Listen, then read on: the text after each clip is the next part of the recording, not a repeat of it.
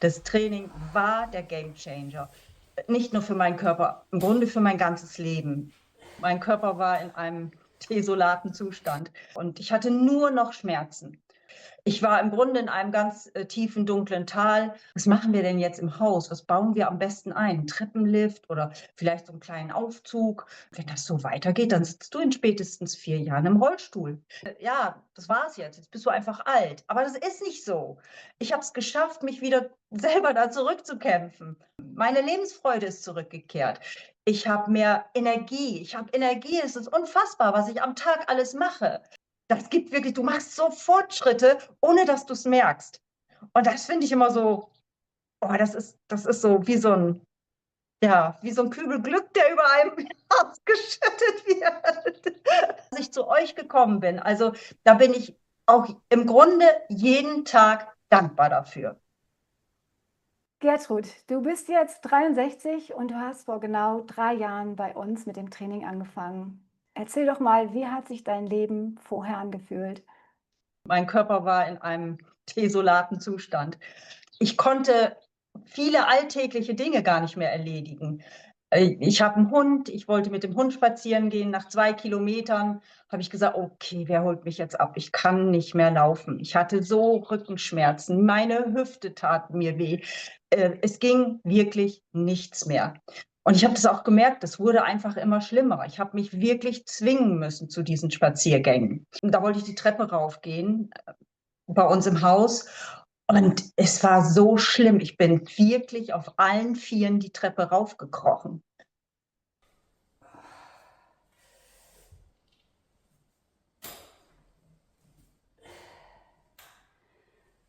Ja, und wenn ich dann mal nachts aufstehen musste, bis ich aus dem Bett kam. Und dann habe ich mich abgestützt, im Schlafzimmer an der Kommode, um ins Bad zu kommen. Also, das war wirklich schlimm. Wir hatten uns ein paar Jahre vorher 'n Wohnmobil angeschafft. Mein Mann geht auf die Rente zu, ich gehe auf 'n Ruhestand zu und da haben wir gedacht: „Ja, jetzt machen wir schöne Touren mit dem Wohnmobil." Obwohl das Wohnmobil groß ist. Es ist 'n, man kann aufrecht stehen, also, man muss sich nicht irgendwie einschränken. Und trotzdem fiel es mir schwer, mich in dem Wohnmobil zu bewegen. Ich kam gar nicht mehr richtig ins Bett rein, weil da ist halt auch 'ne Stufe. Und das fiel mir alles so schwer und ich hatte nur noch Schmerzen. Und, wir haben wirklich überlegt, ob wir das Wohnmobil dann wieder verkaufen, schweren Herzens. Und dann habe ich Physiotherapie gekriegt und, ich habe Spritzen gekriegt und ich weiß nicht, was alles, da gemacht wurde, aber es hat nichts geholfen. Und, der Arzt sagte dann, irgendwann: „Ja, sollen wir mal Bewegungstherapie machen?" Und, ich selber hatte schon überlegt: „Ja, eigentlich brauche ich für meinen Rücken 'n Korsett." So, und diese 2 Oh. Punkte, ja, die 2 Punkte, die haben bei mir, da hat's Klick gemacht in meinem Kopf. Korsett, Bewegung. Warum fange ich nicht an und baue mir selber ein Korsett aus Muskeln? Das war für mich so: Wie mache ich das? Wie stelle ich das an? Also, Fitnessstudios waren für mich No-Go. Hatte ich auch alles schon probiert, und für mich ist das nichts in der Gruppe. Und ich wusste auch, ich kann das nur unter Anleitung schaffen. Also, habe ich mich auf die Suche nach einem Personal Trainer gemacht. Das war so die Idee. Habe ich gedacht: „Komm, dann nimmst du mal richtig Geld in die Hand und suchst dir 'n Personal Trainer." Und über dieses Stichwort Personal Trainer bin ich irgendwie zu euch gekommen. Ich weiß noch, wie du mich dann damals angerufen hast gesagt: „Ja, komm mal vorbei, machen wir 'ne Probestunde." Und, dann habe ich gedacht: „Gut, das, ja, sind kleine Gruppen, 4 Personen. Ja, das solltest du schaffen." Bin, zu euch gekommen, habe angefangen, habe gemerkt: ähm, das ist nicht ohne für mich." Aber es war auch machbar. Also, es war jetzt nicht so, dass ich gesagt hä dass ich, gleich die Flinte ins Korn geworfen hätte, sondern dass ich gesagt habe: „Okay, es strengt dich an, aber es ist gut machbar und, das machst du jetzt mal ein halbes Jahr und dann schaust du mal, wie es dir geht." So fing das Ganze an. Ich wüsste gerne mal, mit welchen Gefühlen du in das Probetraining gegangen bist. Was hast du vorher gedacht? Was hast du dann erlebt? Und was hat dich am meisten überzeugt, wirklich anzufangen? Ich bin dahin völlig offen. Ich wusste nicht, was mich erwartet, überhaupt nicht. Ich bin zum Probetraining und dann haben wir einige Übungen gemacht. Und dann habe ich gedacht, ja, gut, das solltest du hinkriegen. Und mir hat die Atmosphäre gefallen in dem Studio. Und ich wusste, das ist einfach für mich wichtig, keine große Gruppe. Und was mir noch gefallen hat, wir haben das ja damals gemeinsam gemacht, dass du dann auch gesagt hast, okay, achte hier drauf, achte da drauf. Ich wusste, okay, ich krieg Hilfe, ich krieg Anleitung. Ich weiß, wie ich die Übungen durchführe, sodass sie auch was bringen. Und mein Bauch hat damals gesagt, mach das. Und dann habe ich gesagt, okay, ich fange an. Ja, und dann ging es damals los. Und ich weiß noch, am Anfang, jede Übung sollte 4-mal auf jeder Seite wiederholt werden. Und einige Übungen fielen mir leichter, einige Übungen fielen mir schwerer. Und nach einem Monat sollte ich doch tatsächlich jede Übung 6-mal machen. Heute lache ich darüber. Ja, erzähl kurz, wie viel machst du heute? Ja, Heute machst du 10 Wiederholungen. jetzt mache ich 10, manchmal Ja. 20 und manchmal noch mehr, wenn es um die Zeitübungen geht. Ja. Also das ist unfassbar. Ich habe schon manchmal gesagt, ich möchte mal wohl Aufzeichnungen von damals sehen, wie ich da mit diesen 4 Wiederholungen rumgehampelt habe. Aber so bin ich eingestiegen. Ja, jeder. Und ja, und ich habe dann tatsächlich nach einem halben Jahr gemerkt, ja, erst dann die 6 Wiederholungen, dann nochmal 1 oder 2 Monate später, ich weiß gar nicht mehr so genau, die 8 Wiederholungen. Und ich habe gemerkt, ja, das geht. Und wenn dann Neueinsteiger waren und mein Mann hat ja dann auch mitgemacht, den konnte ich auch überzeugen. Und dann war ich immer ganz stolz, habe gedacht, guck mal, der macht erst 4 Wiederholungen und ich bin schon da. Das, das hat mich auch angespornt. Aber was mich auch angespornt hat, war die Tatsache, dass ich tatsächlich gespürt habe, es tut sich was. Natürlich hatte ich noch Rückenschmerzen, aber ich konnte damit ganz anders umgehen. Und plötzlich habe ich gemerkt, irgendwas passiert mit meinem Körper. Ich kann wieder mehr gehen. Ich schaffe weitere Strecken. Und das ging dann ziemlich schnell, dass es ja ständig besser wurde. Also würdest du schon sagen, die Hauptgründe, deretwegen du ins Training eingestiegen bist, haben sich auch schleichend verabschiedet? Ja, Ja, ja. Die haben sich wirklich, also am Anfang klar, schleichend verabschiedet. Ähm, ich hab ja immer genau reingehorcht. Ich kann mich noch an eine Situation erinnern, da waren wir auf einem Seminar in einem Seminarhotel und dann war da eine Gruppe mit älteren Herrschaften und die meisten von denen, schoben einen Rollator vor sich her. Und dann habe ich gesagt, in die Situation möchte ich niemals kommen. Ich möchte niemals auf einen Rollator angewiesen sein müssen. Und dann sagte der Kollege doch glatt zu mir, das kannst du doch gar nicht beeinflussen.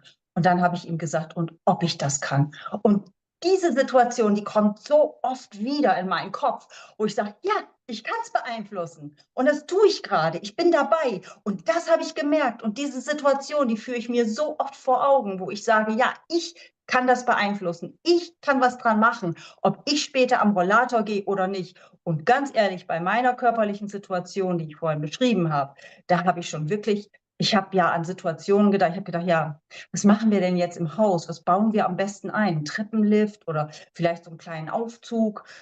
Ich habe schon echt überlegt, wie kriegen wir das hin, dass ich wieder in die erste Etage komme, ohne die Treppe hochkriechen zu müssen.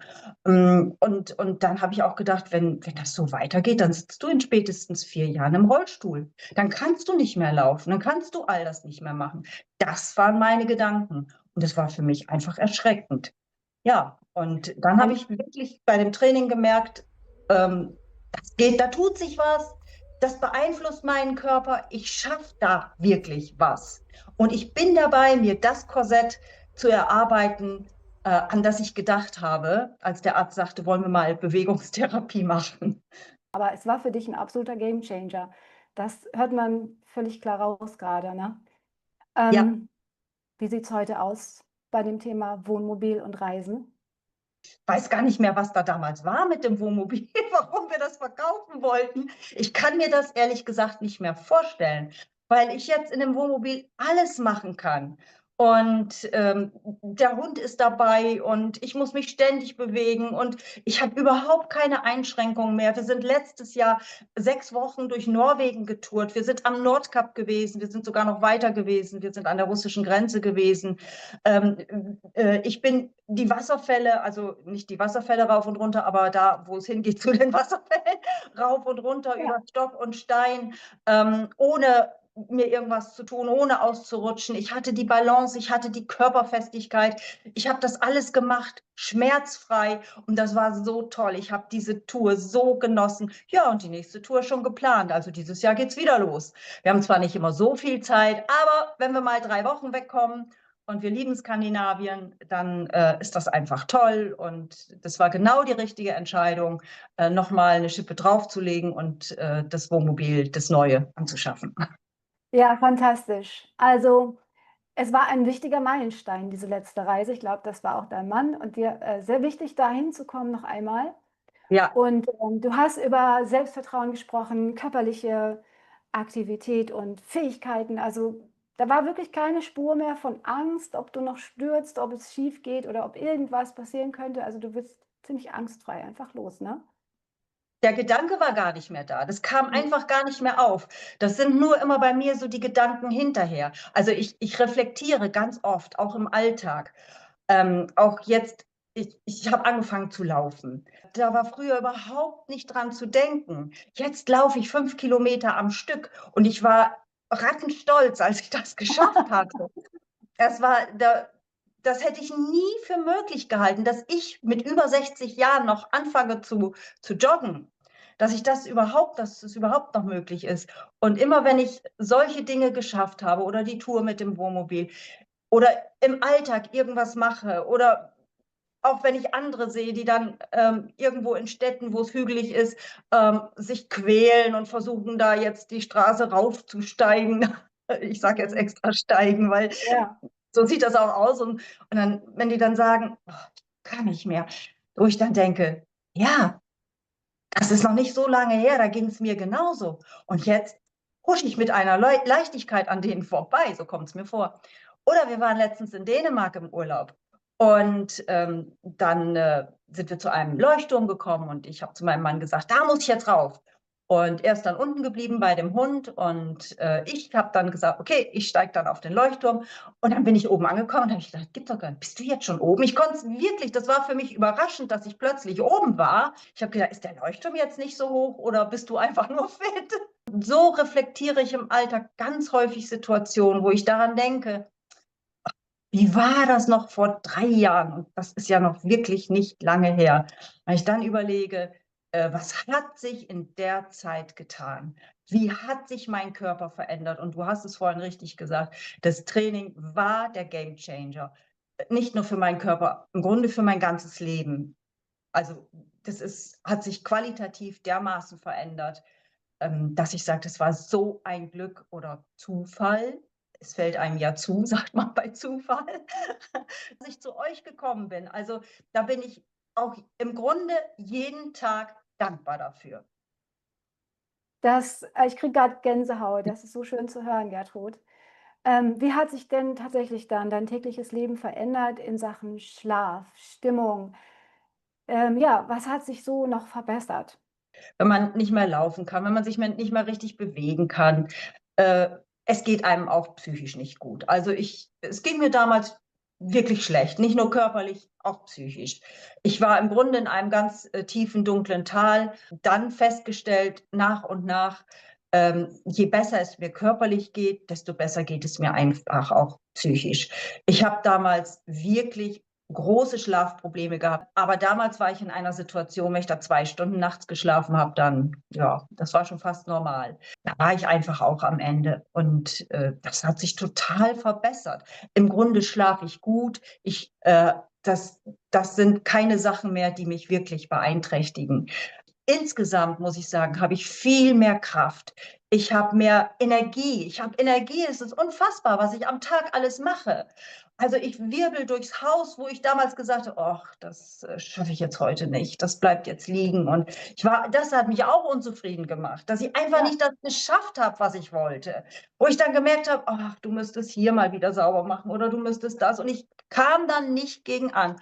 Und jetzt stehe ich morgens auf, gehe in meine Morgenroutine, gehe in meine Tagesroutine, habe meine Pläne.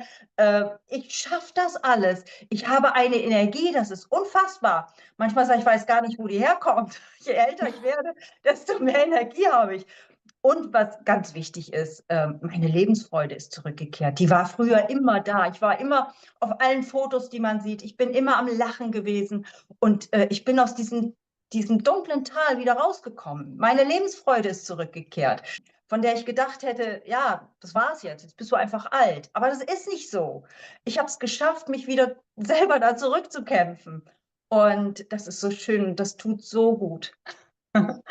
Also es ist unglaublich, Gertrud. Ich weiß ja schon viel von dir, aber ich kriege wirklich jedes Mal jetzt Gänsehaut. Du erzählst es so begeistert mit einer Energie, die ist unglaublich. Und während ich dir zuhöre, habe ich das Gefühl, man kann es schon sagen, wenn es an einer Stelle nicht stimmt, also im negativen Bereich ist, dann kommt oft eine nächste hinzu. Also die Schmerzen, Dauerschmerz macht auch Stress, schlechter Schlaf, das kumuliert alles so auf. Und jetzt haben wir eigentlich an einer Schraube gedreht. Wir haben ja gar nicht an deinem Schlaf jetzt irgendwie gearbeitet oder an deiner Stimmung, aber wir haben an deiner körperlichen Fassung gearbeitet.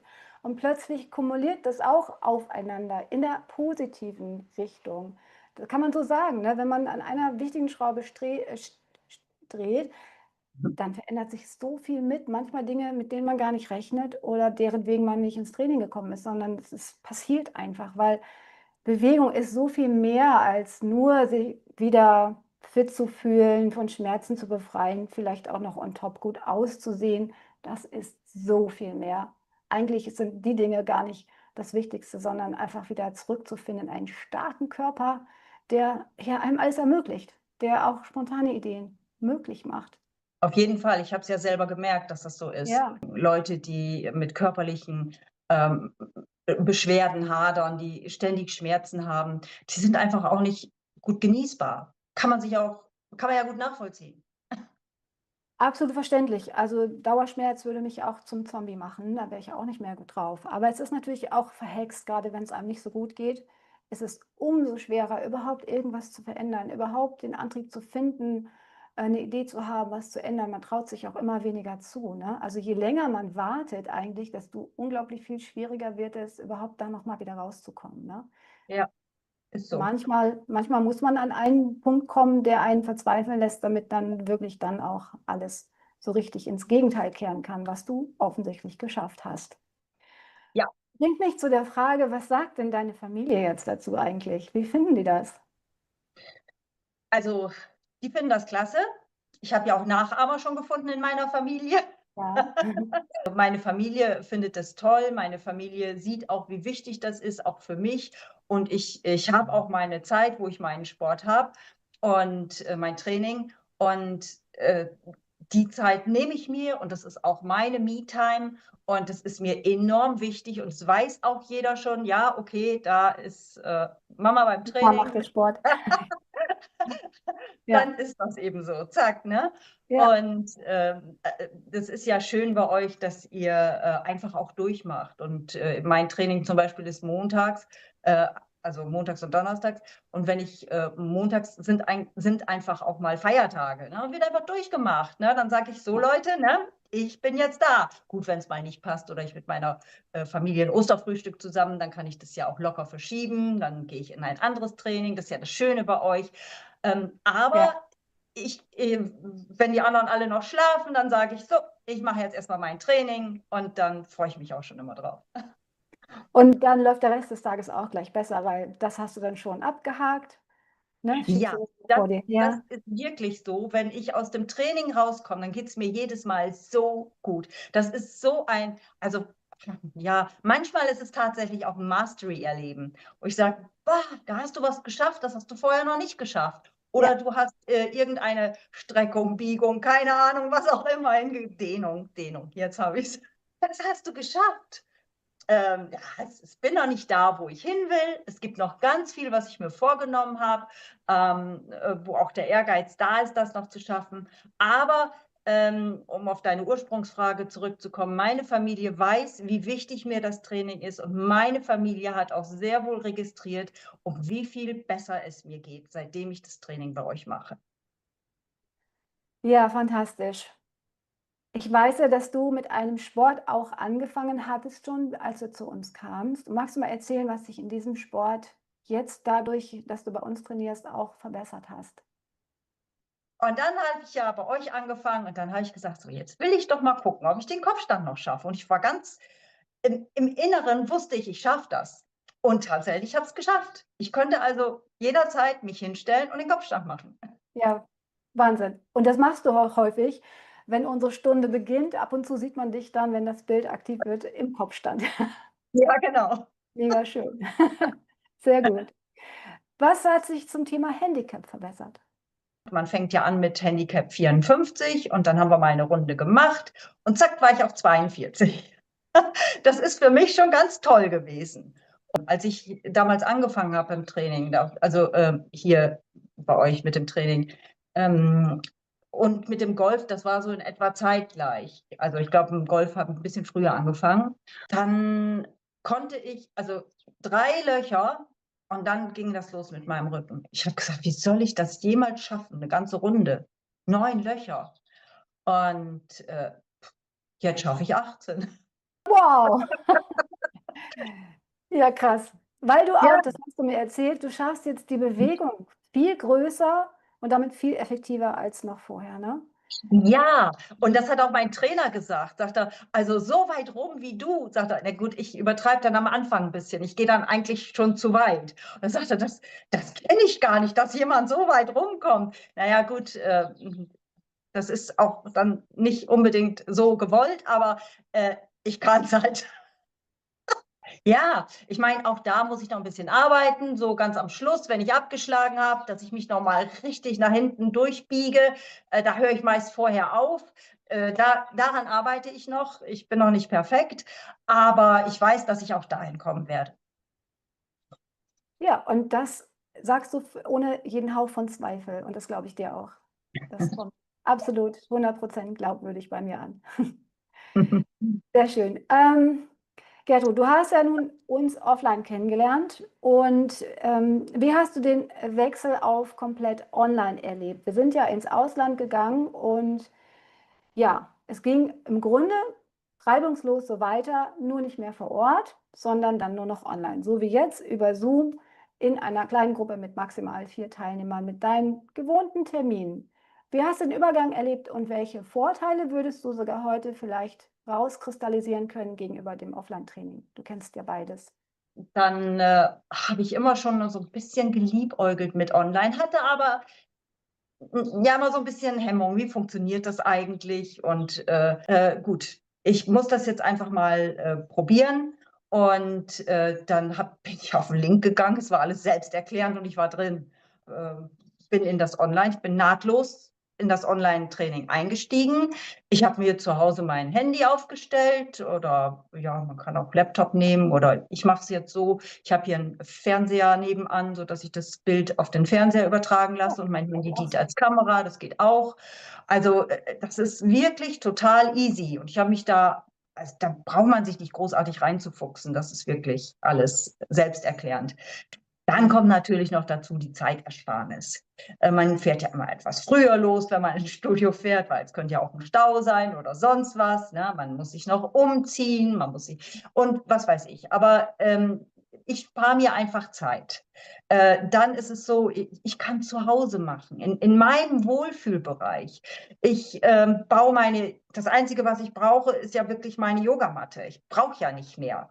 Und Ja, so. Und das kann ich zu Hause machen, in meinen eigenen Räumen. Ich kann das genau. in meinen Alltag integrieren. Ich kann das so machen. Ihr bietet ja auch verschiedene Trainingszeiten an. Ich habe meine optimalen Trainingszeiten gefunden. Das passt so richtig wunderbar. Ich mache das in der Regel morgens und dann gehe ich gestärkt in den Tag. Für mich ist das perfekt. Ja, und dann, wichtig, jetzt sind wir wieder beim Wohnmobil. Als Ja, wir ah ja, genau. genau, als wir letztes Jahr 6 Wochen unterwegs waren, wir haben kein einziges Mal ausfallen lassen, mein Mann und ich. Wir konnten, es hat vielleicht nicht immer zu meiner Zeit geklappt, also zu meiner Trainingszeit. Ja. Ja, aber dann bin ich in eine andere Gruppe mit reingegangen, das geht auch. Oder mein Mann hat andere Trainingszeiten, haben wir vielleicht bei meinem Mann zusammen das Training gemacht oder mein Mann hat in meiner Gruppe mitgemacht. Das war alles total flexibel und ich konnte die Yogamatte vorm Wohnmobil aufbauen. Ja, wenn es mal ein bisschen geregnet hat, dann hatten wir die Markise unten. Also es gibt immer Möglichkeiten Ja, oder wenn man eben nicht mehr im Wohnmobil unterwegs ist, in Hotelzimmern hat man immer Platz für eine Yogamatte. Also da kann man immer ein Training machen. Das ist total easy. Also ja, ja, und wenn alle Stricke reißen, sage ich mal, ihr habt ja immer eine Aufzeichnung vom Training, dann kann man auch mal selber hingehen und sagen, so, jetzt nehme ich mir mal die Aufzeichnung und mache das einfach mal für mich nach. Und selbst da bekommt man ja die Hinweise. Das finde ich so toll, dass man von euch, jetzt bin ich nicht mehr beim Online-Training, sondern allgemein, aber man bekommt ja Hinweise von euch. Ihr sagt ja auch, der Körper, der will ja manchmal auch kompensieren. Ne? Wenn ich sage zum Beispiel, ich muss irgendwas, keine Ahnung, hinten mit dem Körper machen und vorne knickt dann der Arm ein, damit es hinten leichter geht. Und dann sagst du, ja, nee, der Arm muss schon gerade bleiben, ne? Damit das auch entsprechend wirkt. Ja, da denkt man gar nicht dran, das macht man ja unbewusst. Aber ihr schaut halt drauf, ihr könnt korrigieren, ihr könnt Hinweise geben. Und bei den Aufzeichnungen ist es ja genauso, dass ihr entweder den anderen die Hinweise gegeben habt oder ihr sagt einfach zusätzlich, achtet drauf, ganz allgemein, dass die Arme gerade bleiben, zum Beispiel. mhm. Solche Sachen, dass solche Kompensierungen einfach nicht passieren, damit die Übung auch da ankommt, wo sie wirken Ja, soll. ja. Ja, genau. Wir zeichnen zweimal in der Woche diese, ja, in deinem Fall jetzt fortgeschrittenen Pläne auf, also aus einer Live-Stunde heraus, sodass wirklich man das Gefühl hat, wenn man die Aufzeichnung startet, man wäre jetzt in einer Live-Session. Und Ja, ich habe nicht nur einmal das, erzählt bekommen, dass jemand zu Hause diese Aufzeichnung macht und auch antwortet, weil er vergessen genau. hat, dass es gerade nur eine Aufzeichnung ist. Ganz witzig. Also man hat auch da das Gruppengefühl und man macht es dann. Eben zu seiner Zeit, wo es dann am besten passt, wenn es mal live nicht hingehauen hat. Ne?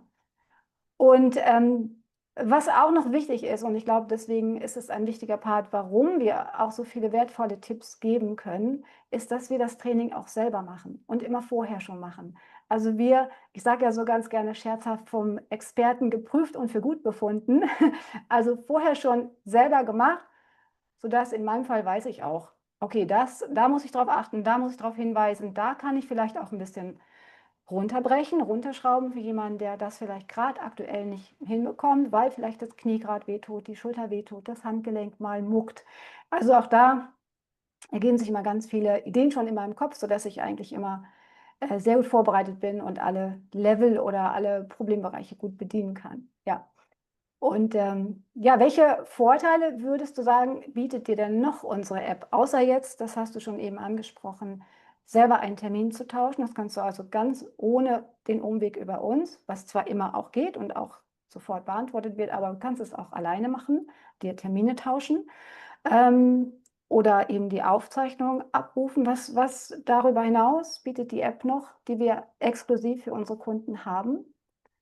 Also man kann auch immer zwischendurch, wenn man sagt, oh, ich habe mal Lust auf dieses Training oder ich habe mal Lust auf das Training oder ich habe jetzt einfach mal Lust, Sport zu machen, das passiert tatsächlich mal bei mir, dann gehe ich in die App und suche mir ein Training raus. Und ich muss ja nicht eine ganze Stunde. Ich kann ja ein paar Runden machen und wenn es nur eine ist und dann sage ich, ah, das tat jetzt gut, das mache ich jetzt.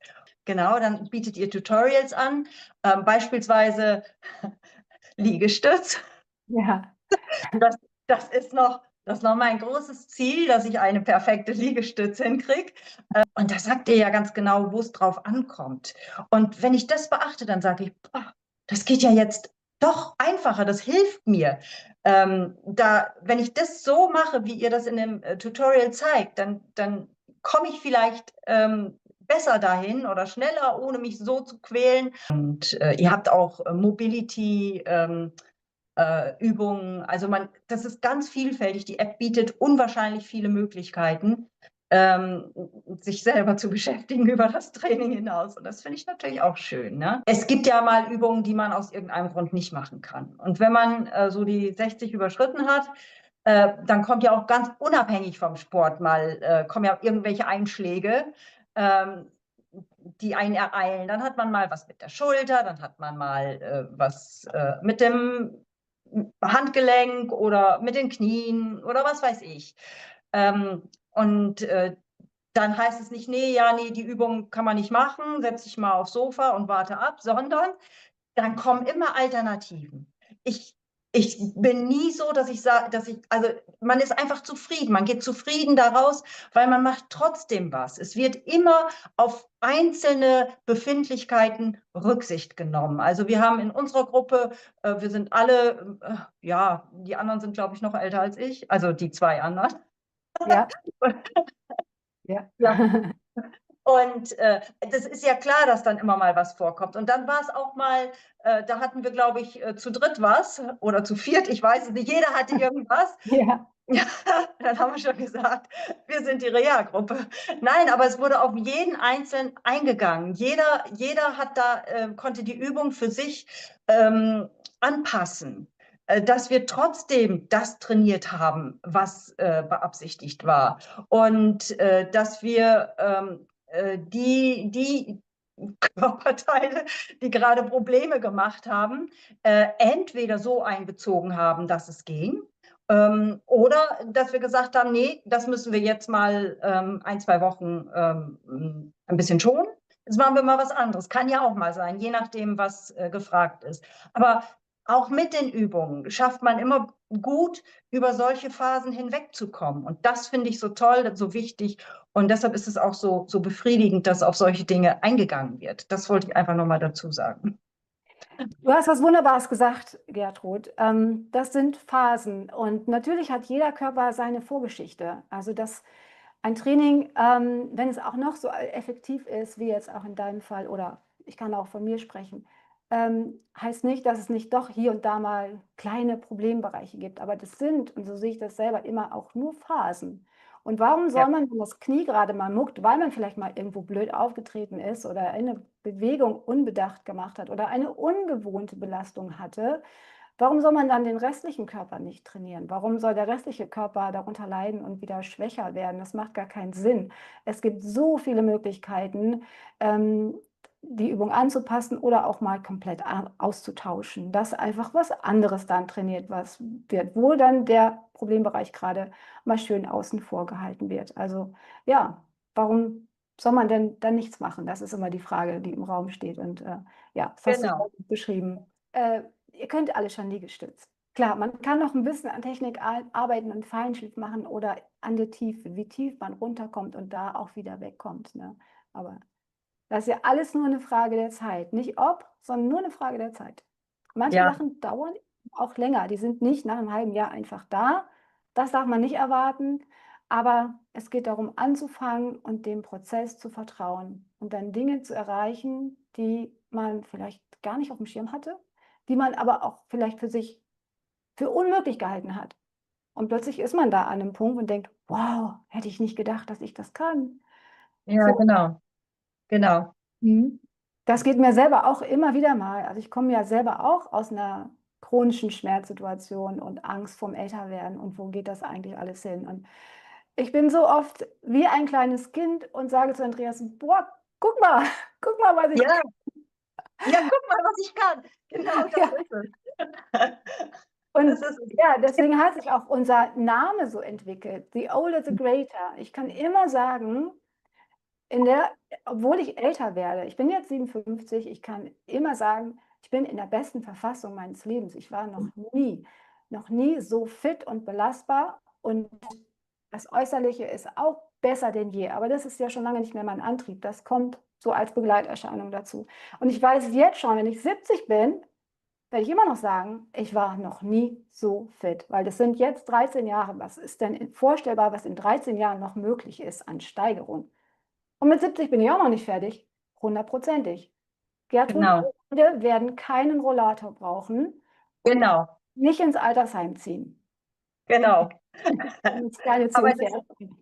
das ist wirklich wahr, was du sagst. Also wenn ich so an die Zeit denke, so um die 40 und jetzt, also ich bin deutlich fitter.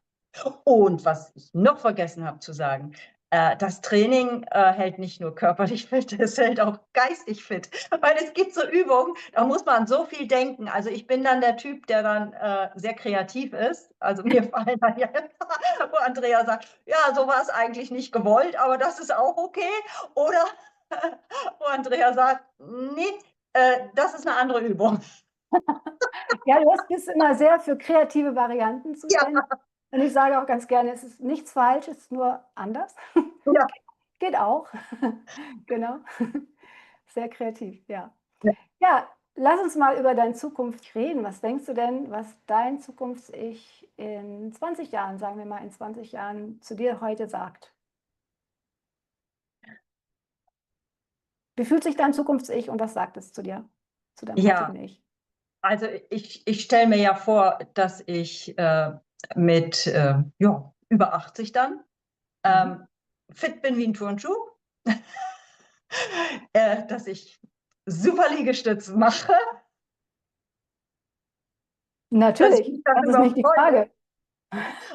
genau, und dass ich hoffe, dass ihr das Training da immer noch macht, dass ich immer noch dabei sein kann.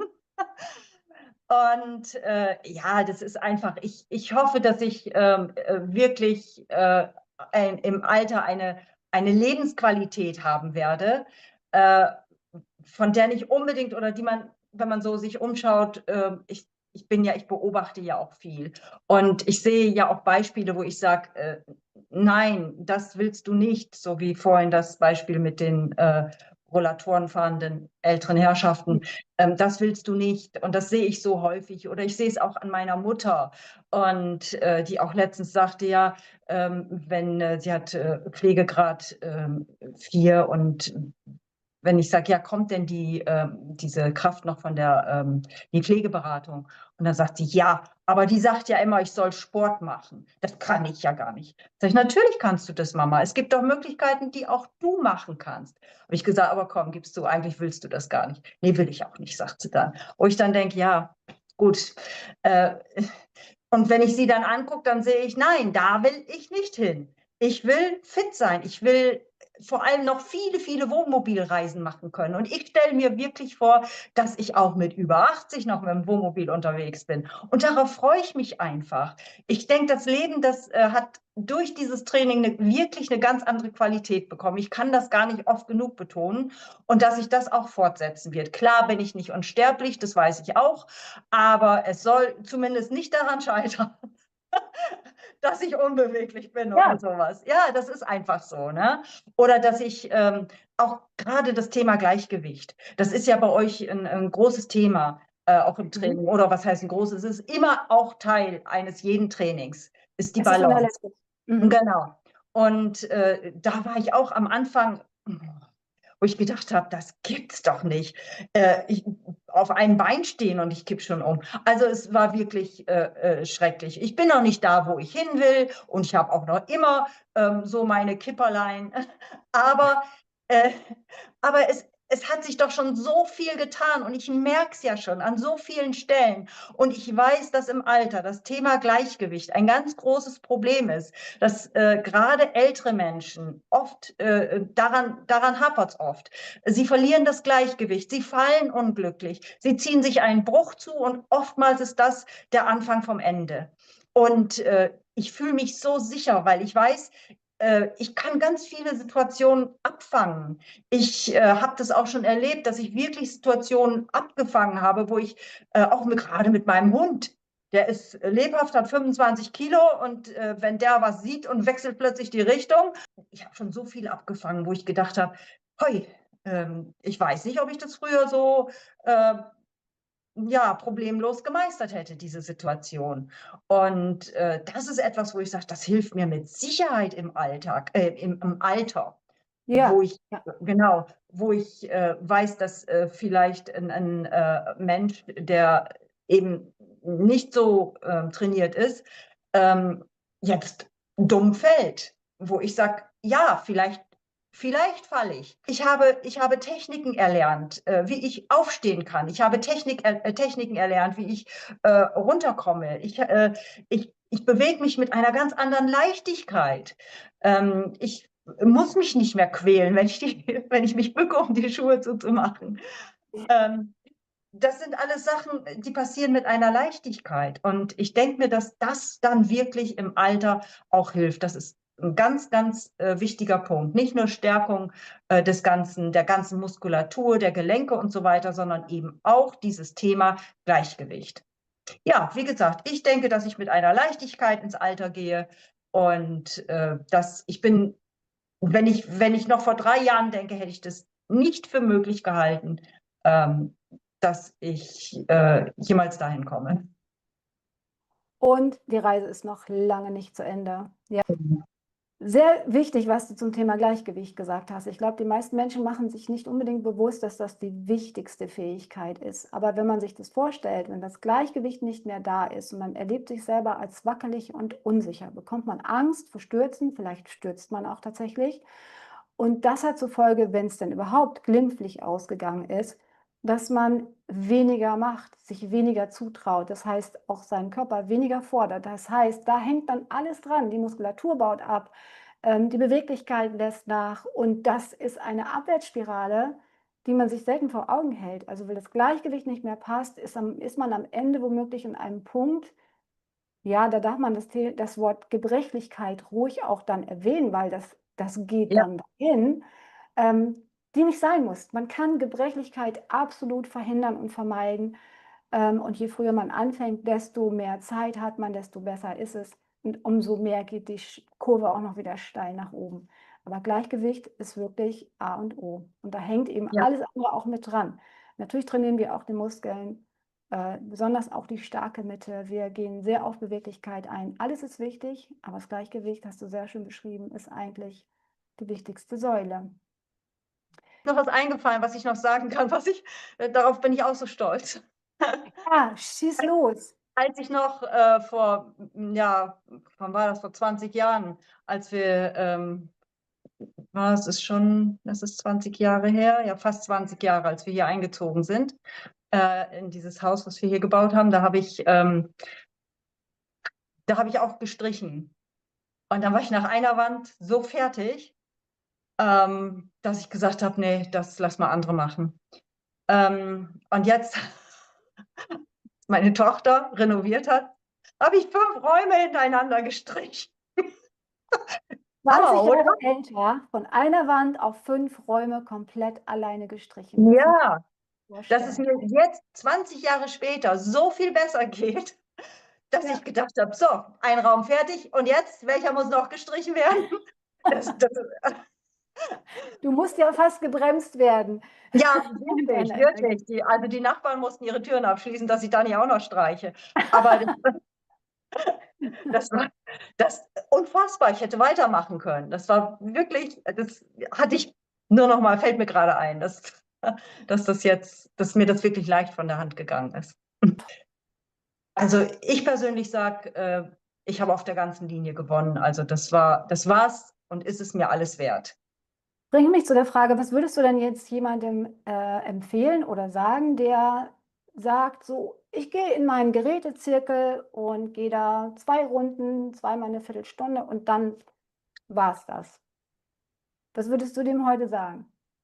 Ja, aus meiner Erfahrung her, ähm, also mir persönlich hat das nichts gebracht, weil ich einfach die Kenntnis nicht habe und nicht weiß, welche Körperteile spreche ich wie am besten an. Gut, vielleicht Cardio, ja, Cardio ist aber ja auch immer ein Element bei euch. Es ist ja nicht so, dass wir auf der Matte sitzen und Yoga machen, sondern es sind ja Ja, alle möglichen Muskeln, Gelenke, Cardio, Mobilität, Gleichgewicht. Das sind ja so viele Elemente. Ihr sprecht ja wirklich alles an. Und wenn ich auf mein Gerät gehe und dann vielleicht auch noch immer ja, es gibt ja auch da so ein Zirkeltraining und was weiß ich, also ein großes Element ist ja immer Cardio. Ja, ist auch wichtig. Aber wie soll ich denn zum Beispiel bei mir meine Muskulatur so stärken, dass sie mich auch, die Knochen und so weiter, es wird doch alles auch mit dem Alter, lassen solche Sachen ja auch nach. Und wenn ich dann ein starkes Muskelgerüst habe, was ich von vornherein aufgebaut habe, was ganz viel kompensieren kann, was vielleicht im Alter dazu kommt, weil ich vielleicht vorher anders gelebt habe, als es gut gewesen wäre für meine Knochen, was weiß ich. Mhm. Jeder hat ja, wie du schon vorher sagst, auch eine Vorgeschichte. Und dann muss ich halt sehen, dass ich mit einem starken Körper vieles ausgleichen kann. Und wenn ich da auf ein Gerät gehe und immer wieder dieselben Bewegungen mache, immer wieder Cardio mache, ja, dann habe ich einen Teil, den ich gut abgedeckt habe. Aber was ist mit dem Rest? Der fehlt mir dann einfach. Und deshalb vielleicht, ich will das ja nicht allen absprechen, vielleicht gibt es ja Menschen, die sagen, nö, ich weiß das ganz genau, was ich da an Muskulatur bewegen muss, um dahin zu kommen, dass das später so und so aussieht. Okay, aber ich habe mit euch die Erfahrung gemacht und ich vertraue euch da auch. Ich weiß, ich arbeite mit Profis, die ganz genau wissen, was muss man regelmäßig machen und welche und ich weiß auch, ich weiß dann auch, dass die Dinge nicht ausgelassen werden, sondern dass es dass es ein ganzheitliches Training ist. Und das ist mir so wichtig. Wenn ich irgendetwas vernachlässige und alles andere funktioniert super, aber nachher, ich habe zum Beispiel super Kondition, aber kann nachher vor Rückenschmerzen nicht mehr stehen. Ja, was habe ich dann von der ganzen Kondition? Das meine ich also jetzt mal mit einem Beispiel. Und Ja. genau. Und das, da sage ich dann, okay, ich habe mich für dieses ganzheitliche Konzept entschieden und ich habe gemerkt in den 3 Jahren, in denen ich da bin, das ist genau für meinen Körper genau das Richtige. Und deshalb kann ich das nur allen empfehlen. Ich meine, gut, jeder ist von seiner Sache überzeugt und es ist manchmal auch schwer, die Leute dahin zu bekommen. Aber ähm, gut, ich bin davon überzeugt und ich finde, das ist genau das Richtige für mich. Was denkst du denn heute über das Thema Anstrengung und wirklich Herausforderungen im Training? Was kommt dir da als erstes in den Sinn? Das, was ich am Anfang auch schon gesagt habe, man fängt ja langsam an mit 4 Wiederholungen und selbst die waren damals anstrengend für mich, super anstrengend, als dann anstand, das zu steigern. Da habe ich gedacht, puh. Ja, aber letztlich ist es so, man beißt sich durch, dann tut es wieder gut, dass 4 Leute da sind. Und ich sehe an den anderen, die schaffen das auch. Komm, dann schaffst du das auch. Ich sage jetzt mal, wenn ich ganz alleine wäre, dann würde ich vielleicht sagen, oh Andrea, nee, komm, das schaffe ich jetzt nicht mehr. Aber weiß ich nicht. Aber ich sehe, komm, die sind alle so alt wie du, vielleicht noch ein bisschen älter. Und die schaffen das auch. Und dann schaffst du das auch. Und dann freue ich mich hinterher, dass ich es so geschafft habe. Und wahnsinnig ambitionierte Steigerung, dass ich sage, so, und jetzt heute haben wir uns richtig was vorgenommen. Das ist nichts für mich. Aber so ist es auch nicht. Es geht ja immer, man merkt gar nicht, dass da Steigerungen da sind. Die Übungen haben sich ja komplett gewandelt. Wenn ich an die Übungen am Anfang zurückdenke, so an die Basics, und wenn du jetzt Basics machst, denke ich, oh ja, super, Erholungsrunde. Ja, schön. Ja, wirklich. Ja, ist wirklich so, ne? Und Mhm. natürlich hat man auch seine Lieblingsübungen. Und dann hat man Übungen, wo man sagt, das muss jetzt nicht unbedingt sein. Aber gut, ich weiß, es ist wichtig und ich weiß ja auch, wofür es gut ist. Und ich habe immer, wenn solche Übungen kommen, dann hole ich mir immer meinen damaligen Körperzustand ins Gedächtnis und sage, da willst du nicht wieder hin. Also musst du auch diese Übung machen. Und ich mache sie dann. Und ich bin Mhm. froh, wenn sie rum ist. So Ja, sage ich ich auch sage ganz ja ehrlich. ganz gerne, wenn mal ein bisschen, naja, gestöhnt wird über eine Übung, dann sage ich mal, die einen liebst du, die anderen brauchst du. Genau, ja, so ist es auch.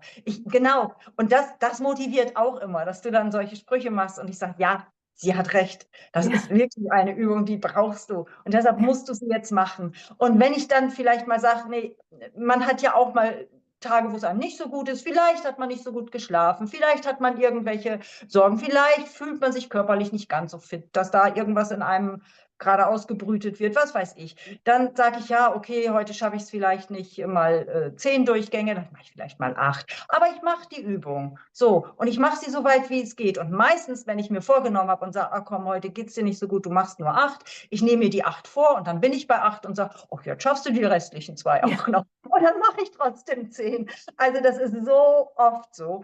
Aber ich bin ja ein freier Mensch. Ich kann ja selber entscheiden, was ich mache. Aber wie gesagt, meistens lande ich da, wo ich hin wollte, wo es geplant war. Das, Also häufig ist es so, fast immer bei dir, wenn du sagst, ich bin heute nicht ganz so belastbar, glaube ich, ne? ja, Dann sage ich hinterher, also wenn du es nicht gesagt hättest, ich hätte nichts gemerkt, du hast, glaube ich, voll durchgezogen, du hast es am Ende. Ja, aber es hilft dir ja trotzdem zu sagen, okay, ja, bin ich heute nicht so, ich glaube, ich mache heute mal ein bisschen weniger. Und dann hast du die größte Hürde genommen, du bist ins Training gekommen, das ist die ja, wichtigste Hürde. Und der Rest ja. läuft dann einfach. Und man staunt währenddessen, man wird warm und man kommt rein. Irgendwann ist man wirklich im Sportmodus und denkt, wow. Genau. Solche Tage gibt es einfach, dass man sich nicht ganz so fit fühlt.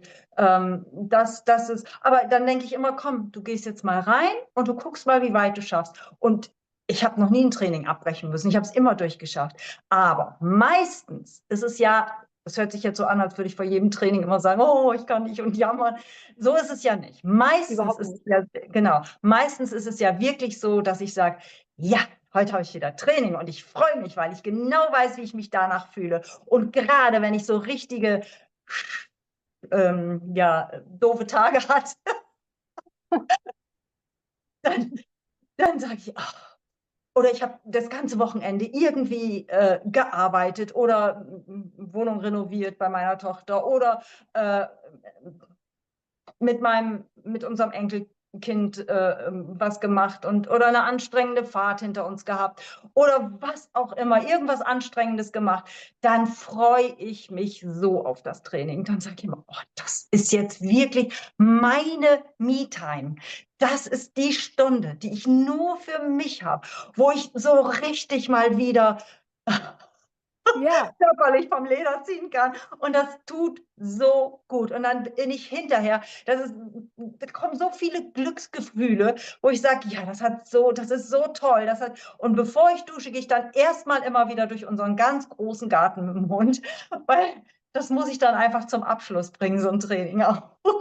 ach, das wusste ich noch gar nicht. Dann Ja, genießt du einfach das Leben für den Moment hinterher. Das ja, ist mache ich auch. Ich was. genieße das Ja. dann noch, ich reflektiere das dann nochmal. Also es ist fast nie so, dass so ein Training einfach zack, cut aus, sondern dass ich hinterher da nochmal und auch nochmal gucke, was hast du heute wieder geschafft, dass so die einzelnen Übungen, nicht jetzt systematisch oder dass ich das will, es passiert Mhm. einfach. Es ist Ja. einfach drin in meinem Kopf.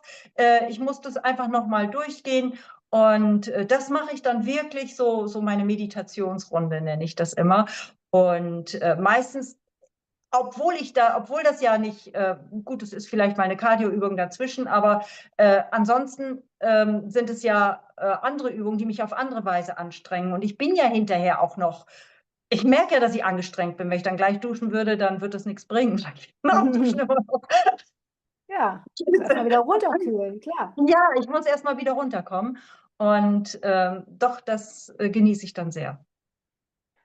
Heißt also im Umkehrschluss, du wärst nicht so glücklich nach dem Training, wenn es dich nicht auch in gewisser Weise gefordert hätte.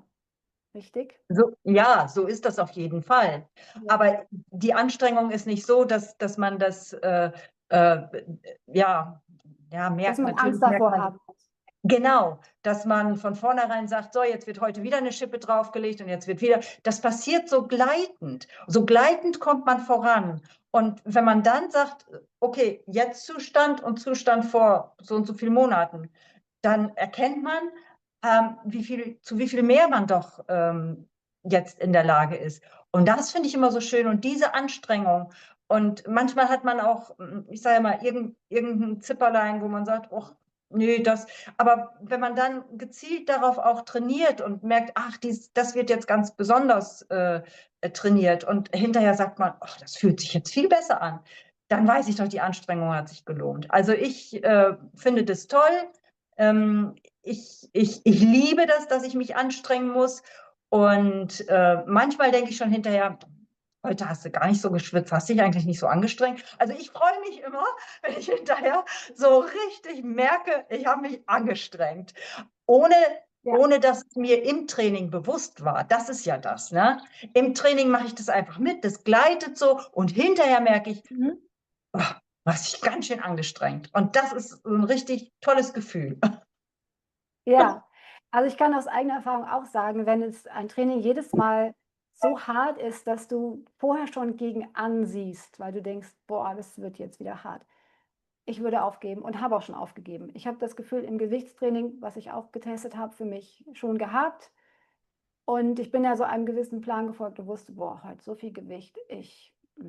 Naja, ich habe mir dann auch den Rücken verrissen, weil ich auch so viele Dinge nicht wusste damals. Und letztendlich habe ich aufgegeben, ne? Weil aber auch das Gefühl vorher schon war, eigentlich will ich nicht, eigentlich will ich nicht. Und das ist wichtig, genau. Die Hürde ist so klein, dass man sie auf jeden Fall immer nehmen kann und hinterher rückblickend sagt, wow, das habe ich alles jetzt, das sage ich oft am Ende einer Stunde auch, ne, was wir alles jetzt innerhalb einer Stunde gemacht haben an Übungen und Herausforderungen gemeistert haben. Das ist schon, also über die 3 Jahre ist da echt viel zusammengekommen, was jetzt so in eine Stunde passt und gut gemeistert wird, ne? Ja, Ja. eins ist mir noch eingefallen. Ich habe mal, ich habe mal vom Jahr oder was, ähm, da habe ich mit meinem Mann zusammen mal was aus eurer App rausgesucht, eine Übung, ein ganzes Training.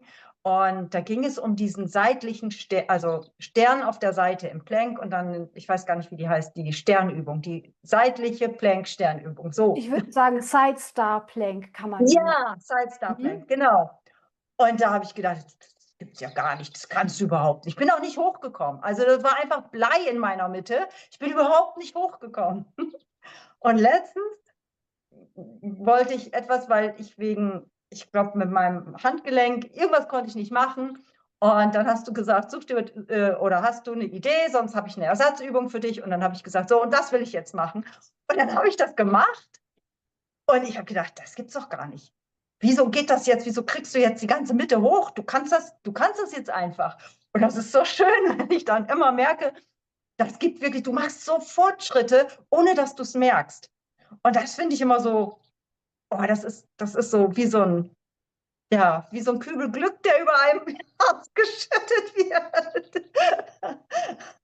Es ist noch gar nicht lange her und ich habe zu dir gesagt, wow, wenn das deine Ersatzübung ist, die du dir jetzt gerade freiwillig raussuchst, das ist eine der schwierigsten Übungen auf der Seite. Ich Ja. bin beeindruckt. Ja, das war wirklich sehr beeindruckend. Ja, und Ja, das machst du ich dann weiß einfach. gar nicht, wie ich dazu kam, mir die auszusuchen, aber das Bedürfnis war da, die zu machen. Und es war sofort in meinem Kopf, ja, vor einem Jahr habe ich die Seite nicht hochgekriegt. Da habe ich noch, es gibt ja immer Möglichkeiten, die Übungen einfacher. Ihr habt da ja immer tolle Ideen, wo ihr dann sagt, Mensch, ne, leg das Bein nach den Unterschenkel da hinten und dann kommst du auch hoch. Brauchte ich nicht mehr. Mhm.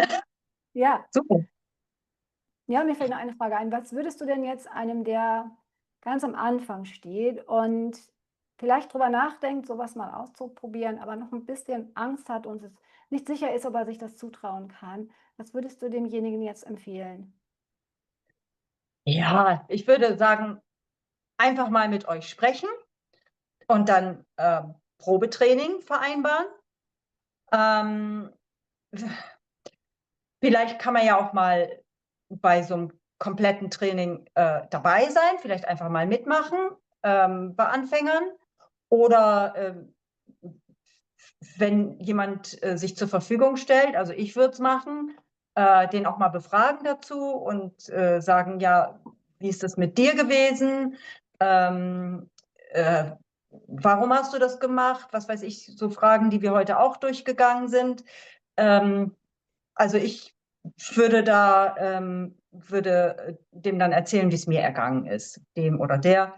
Also ja, und dann denke ich, ganz wichtig ist, dass man sich einfach auch die Zeit gibt, wenn man sagt, okay, ich probiere es mal, dass man dann mal ein halbes Jahr durchzieht und guckt, wie entwickelt sich das, was macht das Training mit mir.